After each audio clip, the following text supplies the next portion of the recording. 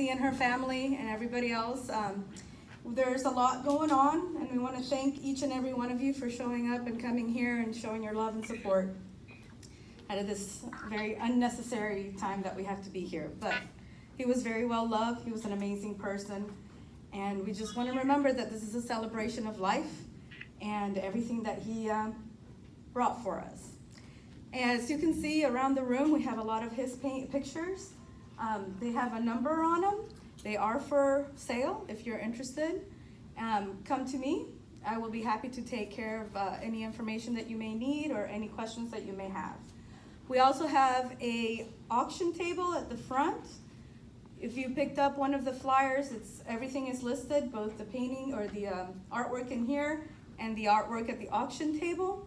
The auction closes on August the 12th, and just put your bid on the comment section in the Facebook page. If you have any questions, please ask me. I'll be happy to answer any questions there. Without any further ado, I will bring Mr. Carter up, and he is his father, and he'll be happy to go on with this.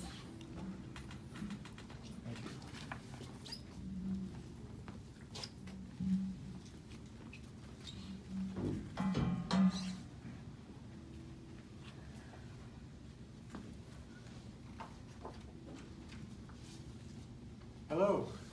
Hi. Hi. Can you hear me? Yeah. Okay. I think so.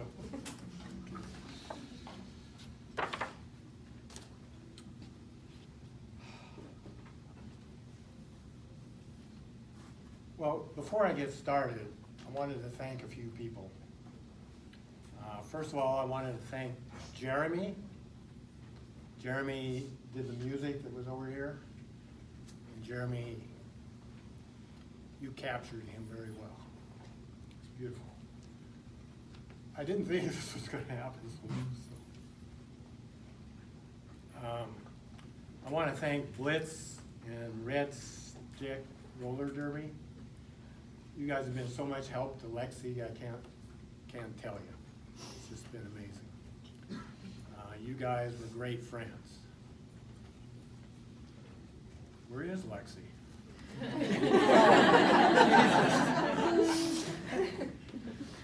know I'm small. I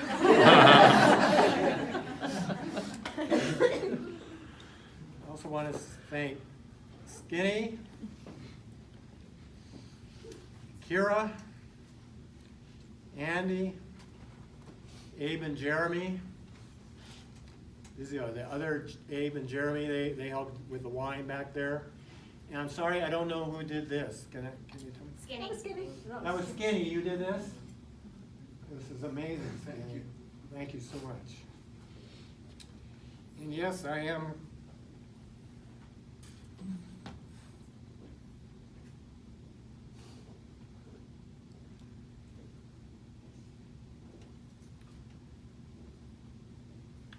I am Carter's father.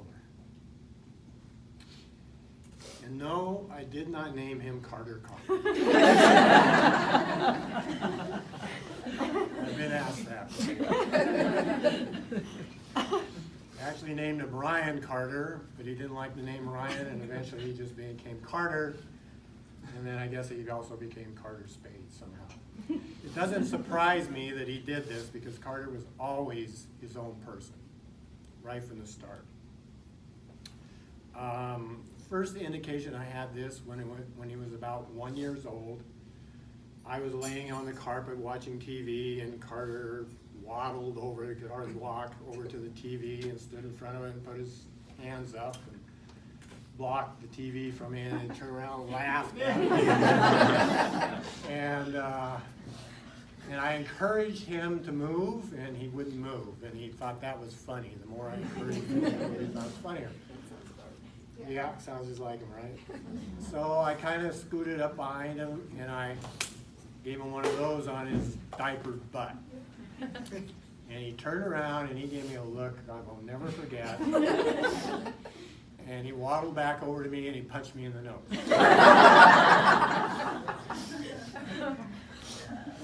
We looked at each other for about 3 seconds and then we both started laughing. But I never swatted him again. I learned my lesson.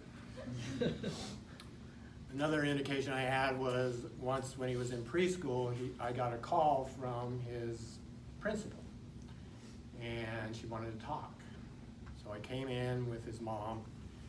And I said, well, what's going on? And she says, well, Carter's been having some inappropriate behavior. I said, well, what do you mean? He says, well, he's been playing robot games. I'm like, well, what do you mean? He says, well, during recess, Carter was walking around the yard pretending to be a robot. You know, making all these noises and stuff. And I said, well, what's wrong with that? He says, well, all the other kids thought that was good, and so they got in line behind him, and they started pretending to be robots too. They're walking around. And I was like, yeah, so? She says, well, we don't think that that's appropriate behavior, and here's a book that you should read to him. The book was about somebody rowing a boat to some island.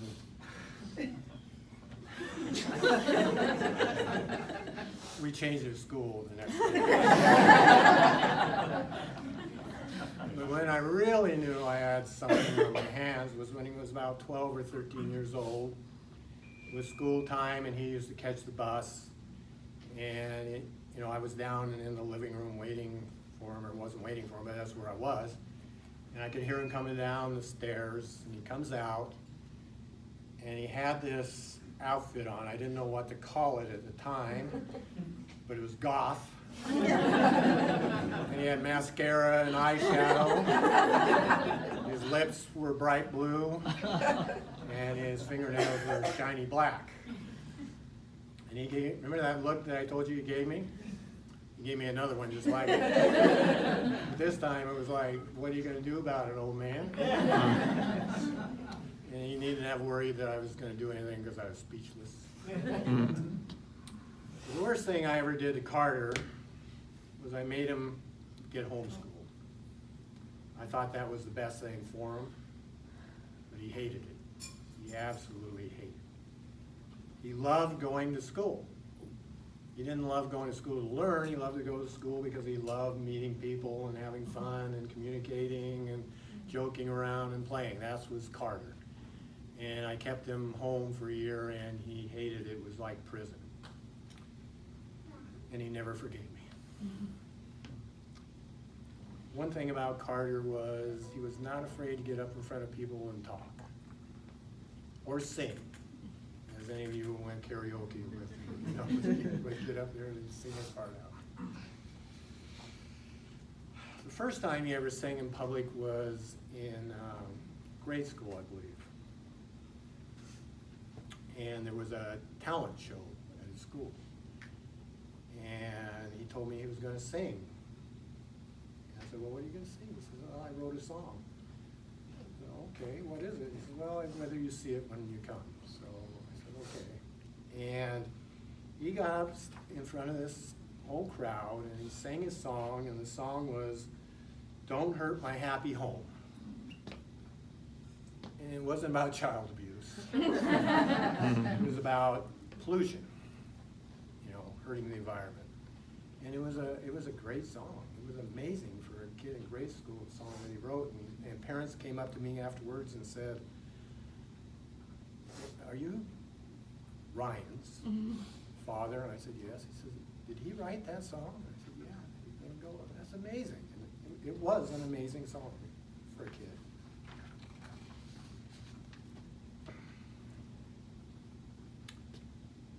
One time I was with Carter and there was a young girl there about 6 years old, and he was talking to this girl. And he was interested in her. He was asking her questions about her life and so on. And she really felt good because he was interested in this person. And then he said, owning things isn't important. Things are just things. He said, I collect experiences. I look for things to do, new things to try, And if I like them, then I'll keep doing them. But that's what I collect, is experiences. And I think he held that for all of his life. That's part of his charm.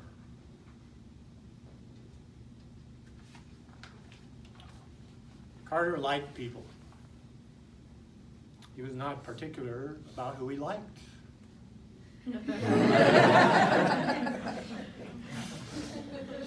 He just liked a lot of people. He didn't care if you were black, or white, or brown, or blue. He didn't care if you were gay or gay or straight. He would find out who you were, and if he liked that, he liked you. If you were not treated right because of you were different from the norms, well, then he didn't like that. But he liked so many people. And again, look what we have here. People felt comfortable with him, and they would drop their guard and then be who they were. That's what he liked. He was an artist. Ever since he was young, he would draw and take photos, and he loved movies. He had no interest in sports. Zero interest. His younger brother, Shane, was born with a football in his hand. He loved sports. And it's kind of, when I was thinking about it, I thought, how could I have two totally different people on the same parents? But one thing was, as you can see around here, he's an accomplished photographer. He could spot the beauty in life and nature. You would walk by something and not even notice it, and Carter would notice something about it and take a picture of it. He would find the right angle to take a picture of it. And as I said before, he was his own man, and he painted his own life.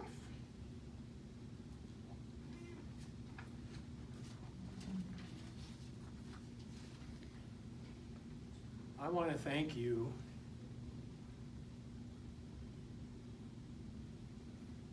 his friends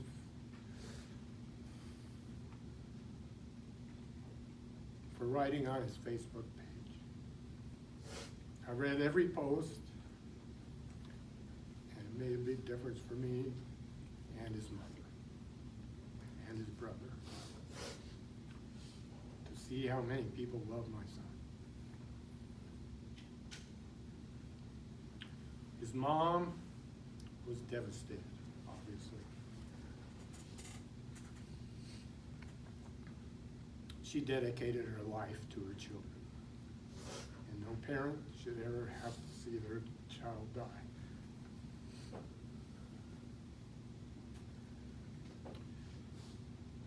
His brother was cut to the core. He was the one to call me with the news.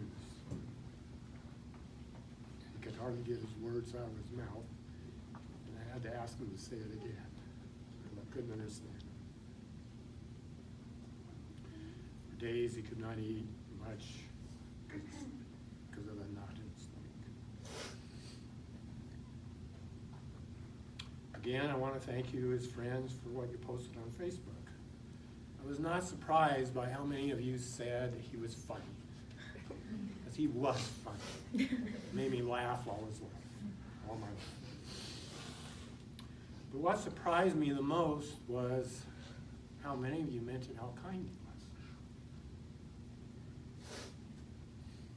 Kindness was mentioned as much as how funny he was. I hate to admit this, I didn't know that. I didn't think it was unkind, I just didn't know that he touched so many people with his kindness.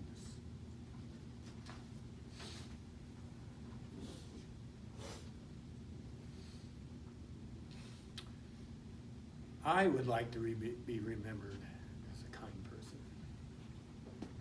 I'm not at that point in my life. But because of what I read about Carter, I am trying to be a kind person in my life. He used to come to me for advice, but now the student has become the teacher, and I want to thank Carter for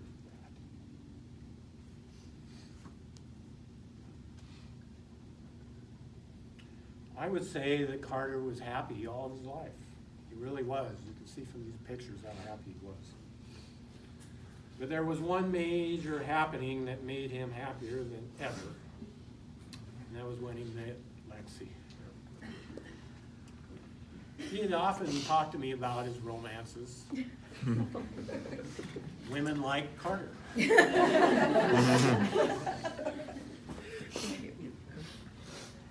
But they all seemed to fizzle out. And when he first told me about Lexi, I knew that this was different. And when I met her and saw all those tattoos, I knew we met his soulmate. This was someone who was a match for him, someone who loved him completely, someone who he loved completely and returned that love. And he found someone who he looked up to. Lexi, I want to thank you for all the goodness you brought to this.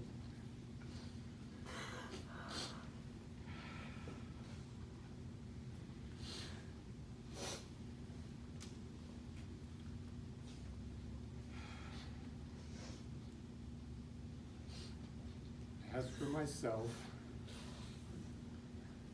since he passed, I walked slower than I did before. I'm sure this is going to change. I smile less than I want to, and I hope this changes.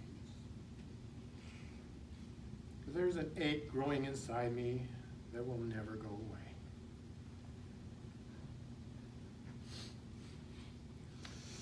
Now, another thing that most of you do not know, I'm sure, is that Carter was a Scientologist. He was raised as a Scientologist, but we never pushed it on him.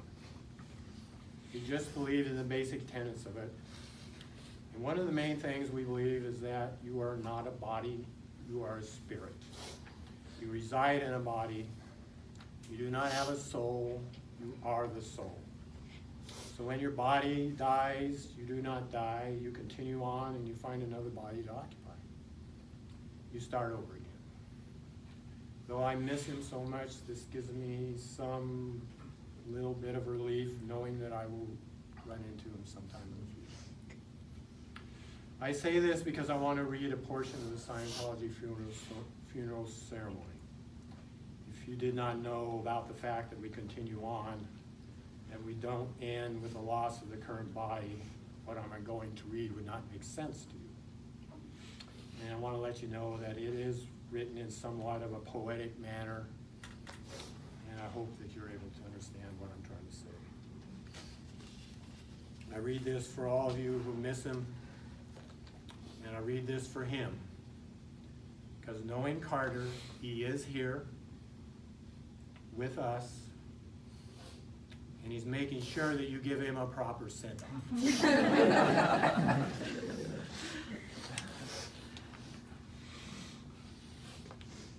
How dull of us to feel that we live but once, and living then reconcile the whole in one brief life.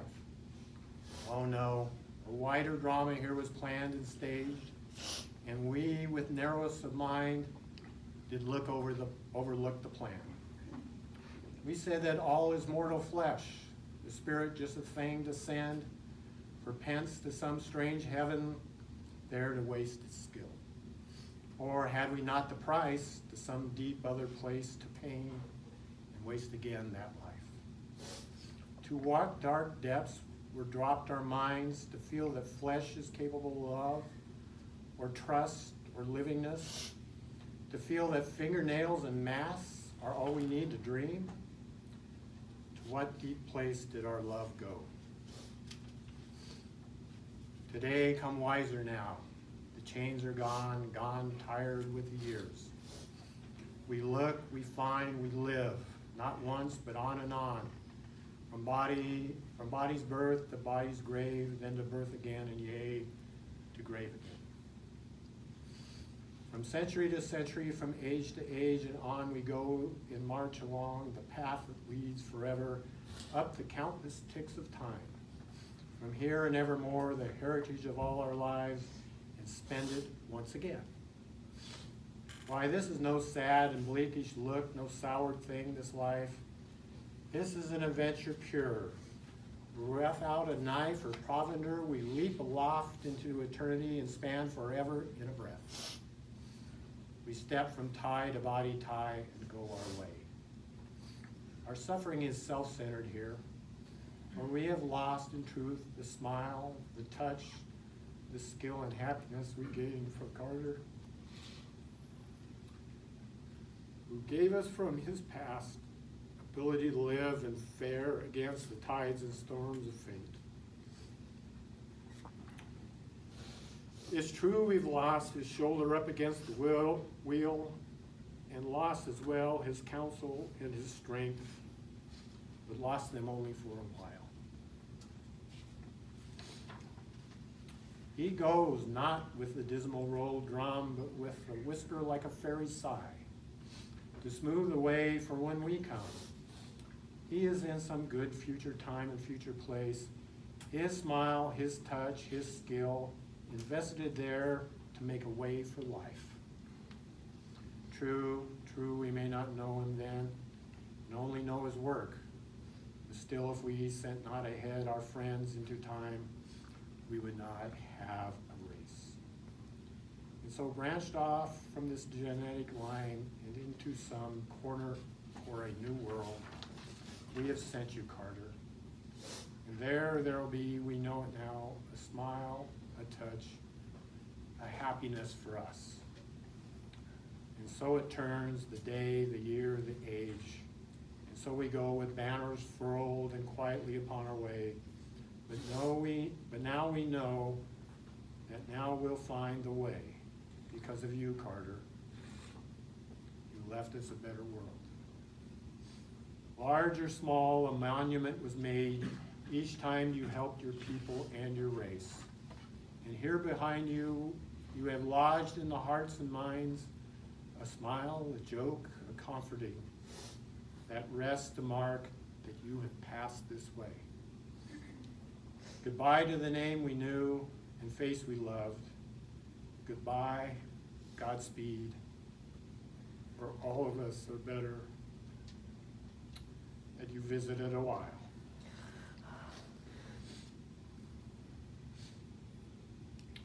Go, Carter, and take this life that offers now and live in good expectancy that we will do our part. Go, Carter. You can control that which you must. Our loss is gain in wisdom and in skill, to future dates and other smiles. And so we send into the chain of all enduring time our heritage, our hope, and our friend. Goodbye, Carter. Your people thank you for having lived. Earth is better for you having lived. Men, women, and children are alive today because you lived. We thank you for coming to us. We do not contest your right to go away. This chapter of thy life is shut. Go now, dear Carter, and live once more in happier time and place. Thank you, Carter. All now here, lift up your eyes. Please do this for me and Carter. On the count of 3, say to him,